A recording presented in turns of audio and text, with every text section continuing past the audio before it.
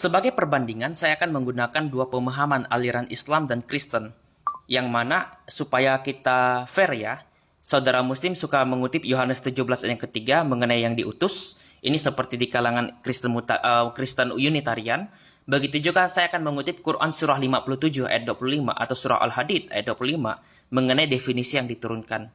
Pertama, saya akan membahas tentang Quran surah 57 ayat 25 mengenai yang diturunkan.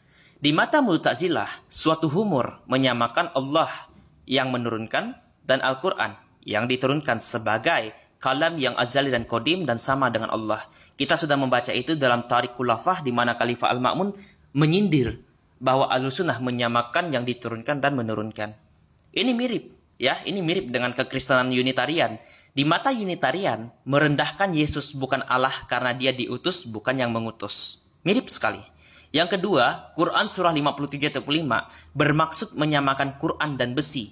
Ya, jika Quran bukan makhluk dan dia dinuzulkan Allah, mengapa besi tidak dianggap kodim dan bukan makhluk juga?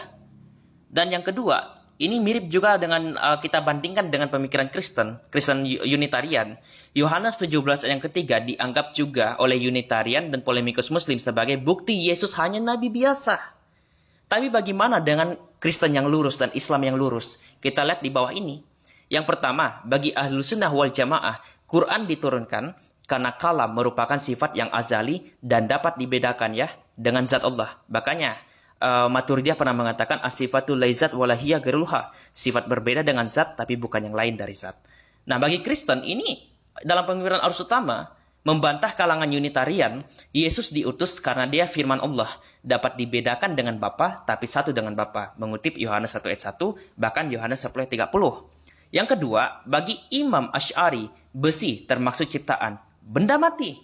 Tapi Al-Quran bukan berarti benda mati. Ini counter Asy'ari terhadap kalangan Jahmiyah dan Jahmiyah dan Mu'tazilah. Bagi Kristen, Yohanes 17 ayat yang ketiga, pandangan Kristen yang lurus atau kekristenan utama, Yesus diutus dari surga, bukan dari bumi. Musa, Yeremia, Yesaya, dan nabi-nabi lainnya diutus dari bumi. Dan tujuannya kepada bangsa Israel yang ada di bumi juga. Yesus dari atas dan bukan seperti nabi yang berasal dari bawah. Sekian dari penjabaran saya. Semoga ini bermanfaat. Tuhan Yesus Kristus memberkati.